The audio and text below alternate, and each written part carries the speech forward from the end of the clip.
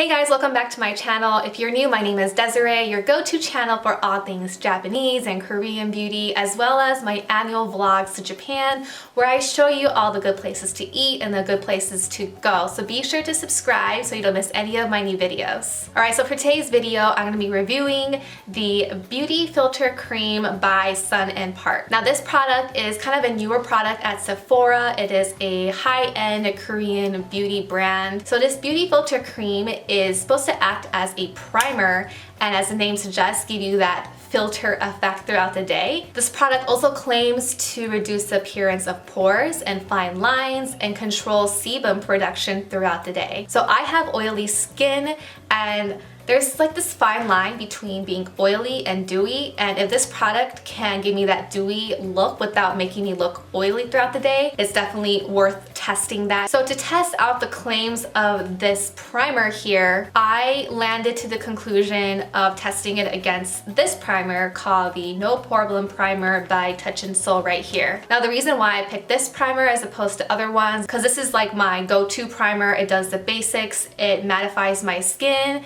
it reduces the appearance of pores, and it does keep my makeup looking good throughout the day. So this primer right here has all the claims that the No Poreblem primer does, except it also claims to give you that filter effect and glowiness while not making you look too oily. So if you're interested to seeing if this beauty filter cream lives up to its claims, then keep on watching. So on this side of the face, I'm applying that No Poreblem Primer by Touch in Sol. The color is slightly pink and it has like a tackiness to it. I love this primer. It does a really good job of reducing the appearance of pores and providing that nice tackiness for the foundation to go over and apply nicely. So on this half of the face will be that Beauty Filter Cream by Son&Park. As you can see, I applied way too much product, so in the future I will definitely use a lot less. And you can see like right away there's a huge difference in how my skin appears. It's a lot brighter.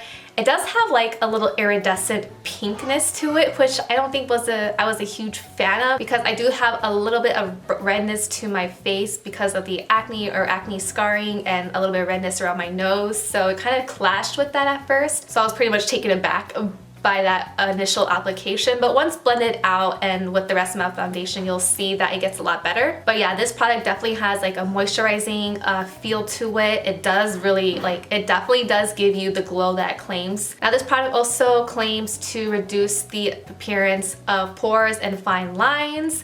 It does reduce the appearance of pores, but not as well as the No Poreblem side. All right, now as for foundation, I'm going to be using one of my favorite foundations at the moment, and that's the Fenty Beauty Pro Filter Soft Matte Foundation, and I'm in the shade 190. Then I'm going to be setting my entire face using the Kat Von D Lock It Setting Powder in Translucent. So this is pretty much the final result right here. As you can see, the Beauty Filter Cream side definitely does brighten your skin to the point where like my face is like way brighter than like the rest of my body. Now I did notice after applying the foundation and blending it out and setting it, the Beauty Filter Cream side does look more cakey than the No Poreblem side, but we'll see how it really holds throughout the day when I check back in before I take off my makeup. And as expected, the Touch in Sol side has more of a mattifying effect, looks a little bit more natural than the Beauty Filter Cream. And I guess that makes sense because filters usually looks less natural, but you know, we'll see at the end of the day how both sides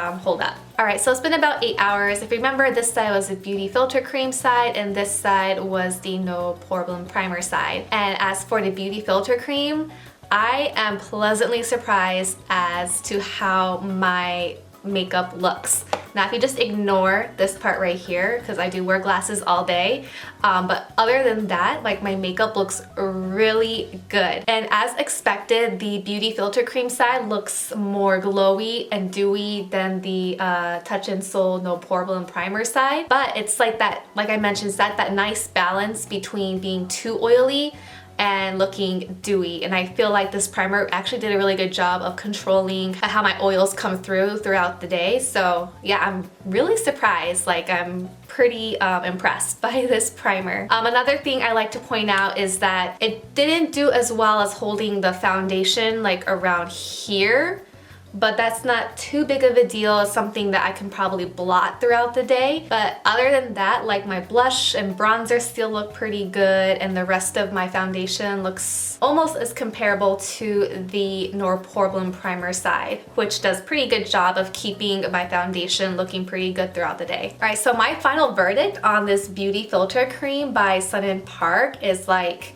huge thumbs up. I actually didn't have like high hopes for this because when I first applied it, it definitely had that moisturizing effect. And I'm like, I don't know if this is gonna mesh well with my oily skin, but the product does claim to be good for all skin types. So I was like, maybe there's something in this that will kind of help with how oily my skin looks at the end of the day. And it definitely did a great job of keeping my skin from looking too oily, but yet keeping my skin looking very fresh and glowy and youthful. Alright, so that's it for this review of the Beauty Filter Cream by Son&Park.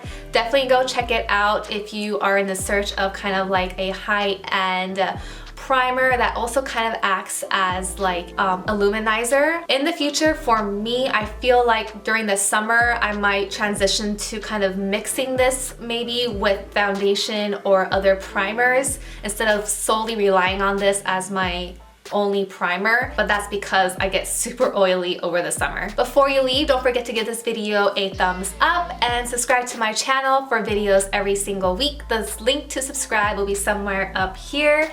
And then go ahead and check out my other videos that I have on this side. Thank you guys so much for watching, and I'll see you next week. Bye!